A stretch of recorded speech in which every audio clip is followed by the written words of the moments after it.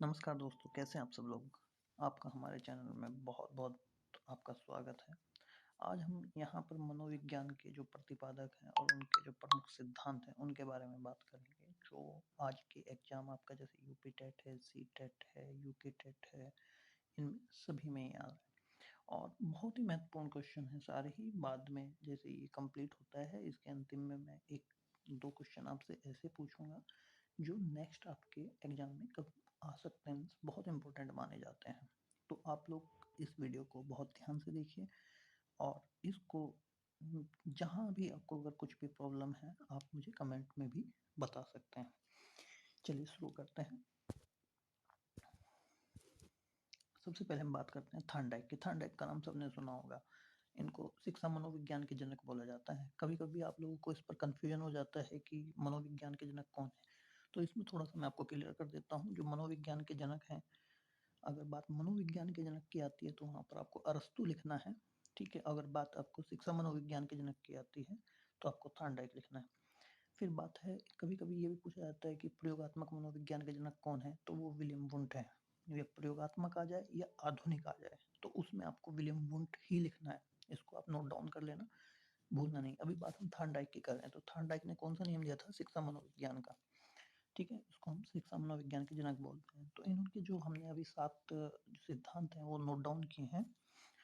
उसमें आप देख लीजिए। सबसे पहले जैसे कि आपका शिक्षा मनोविज्ञान के जनक आपकी अभी बात ही हुई है। फिर आपका संयोजन संवाद का सिद्धांत है, उद्दीपन अनुक्रिया सिद्धांत है, एसआर थ्योरी के जन्मदाता इनको ही बोला जाता है। एसआर थ्योरी आप जानते होंगे, जहाँ पर एक बिल्ली को इन्होंने पिंजरे में बंद किया था और बाहर एक मछली रखी हुई थी, मृत मछली, ठीक है। फिर संबंधवाद का सिद्धांत इन्हीं का था, बहुखंड का सिद्धांत था और प्रतिक्षण अंतरण का सिद्धांत था। इस तरीके से हमने जो 7 आपके सिद्धांत हैं वो इसमें लिखे हैं। अब ये सातों के सातों सिद्धांत आपको कैसे याद रहेंगे, तो इसमें हमने इसकी एक लाइन बना दी है, आप उसके थ्रू इसको याद कर लेंगे। क्या है कि जैसे एसआर ने शिक्षा मनोविज्ञान के संबंध में प्रतिक्षण बहुत उद्दीपन का संयोजक किया। इसको आप 3-4 बार याद करेंगे तो आपको याद हो जाएगा। इतनी बड़ी कोई इसमें मैंने अलग से कोई कहानी नहीं लिखी है। जैसे एसआर है, ये लिखा है इसमें एसआर, ये एसआर थ्योरी होगी ने शिक्षा मनोविज्ञान के संबंध में संबंध भी आ गया, शिक्षा मनोविज्ञान भी आ गया, प्रतिक्षण भी आ गया। अब बहुत का मतलब है, यहाँ पे जब मैं बहुत लिख रहा हूँ, बहुत का मतलब क्या है?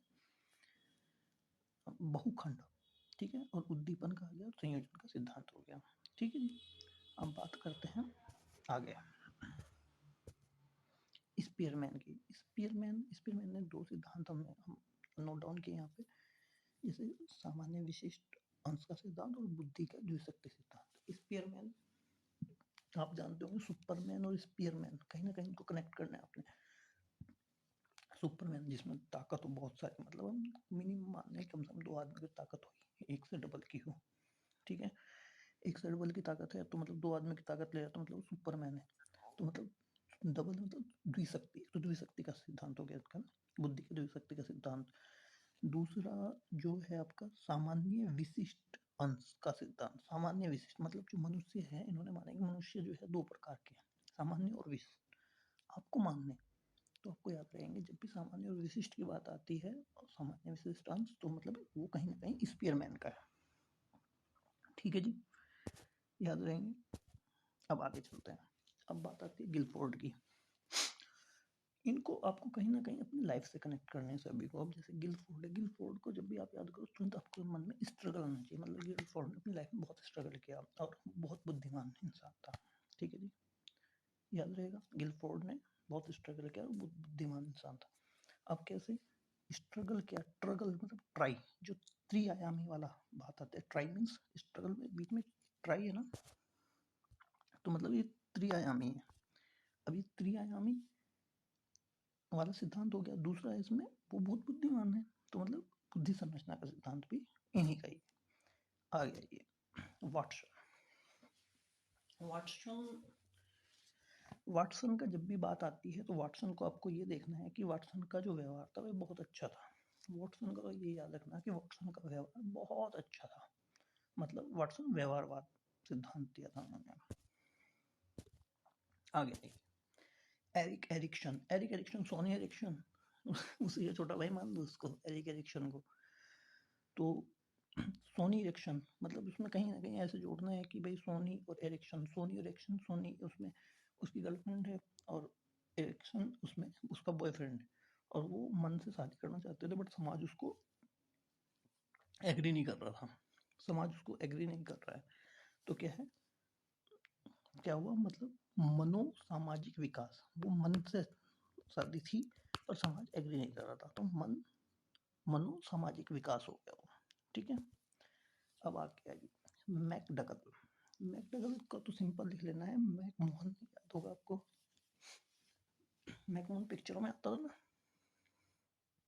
हमेशा कोई ना कोई गुंडे के या किसी के रोल किया करता था मैकमोहन, पिक्चरों में आता था बहुत ज़्यादा पहले पुरानी पिक्चरों में। तो उसका मैकडगल देख लो, तो उसमें क्या है कि मैकमोहन की जो मूल प्रवृत्ति थी, हम बोल सकते हैं कि बहुत अच्छी थी यार उसकी मूल प्रवृत्ति, तो मैकमोहन की मूल प्रवृत्ति बहुत अच्छी थी।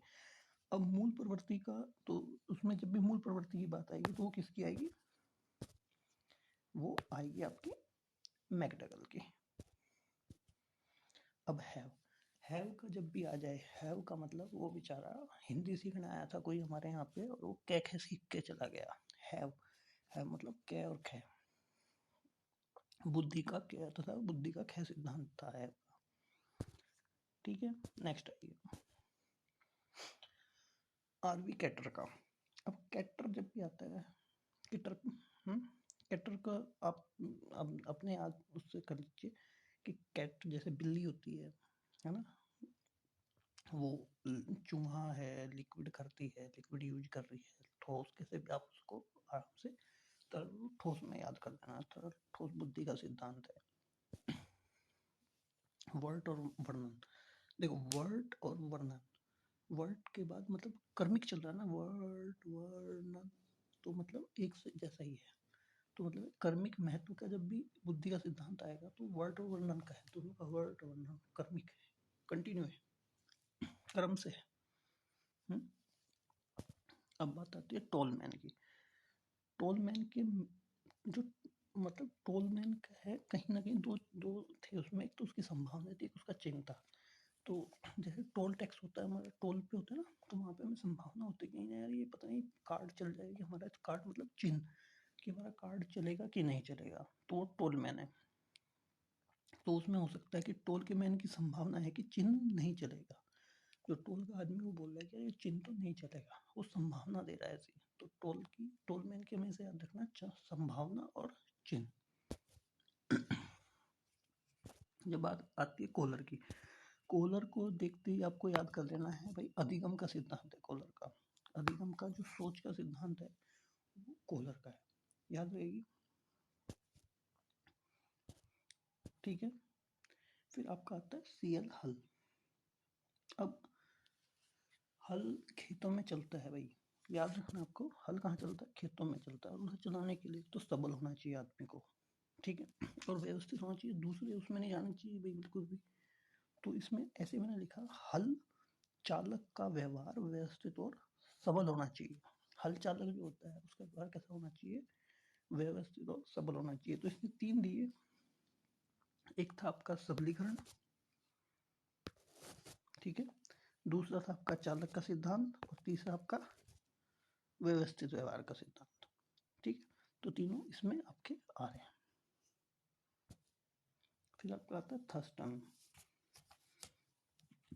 थर्स्टन मतलब थर्ड, थर्स्टन, आप देखो ना, थर्स्टन मतलब थर्ड, तीन हो गए, तीन को हमने, थर्स्टन को हमने एक समूह ही रखना है, पर समूह को अलग अलग तरीके से डाइवर्ट मतलब कन्वर्ट करना है उसको। अब एक तो हमने क्रम में, जैसे तीन लोगों को हमने, तीन समूह है हमारे पास, उनको हमने अलग अलग उसमें किया, एक को तो हमने क्या किया कि क्रमबद्ध किया, क्रम से लिया, एक को समूह से लिया, और एक को हमने युग्म मतलब दो लोगों को युग्म में लिया। तो एक हमारे तीन हो गए, जैसे थर्स्टन आए मतलब थर्ड, तीन, क्रम, समूह और युग्म। समूह खंड का सिद्धांत किसका है, थर्स्टन का। युग्म तुलनात्मक खंड का सिद्धांत किसका है, थर्स्टन का। और क्रमबद्ध अंतराल का सिद्धांत किसका है, थर्स्टन का। आगे चलना है कार्डनर।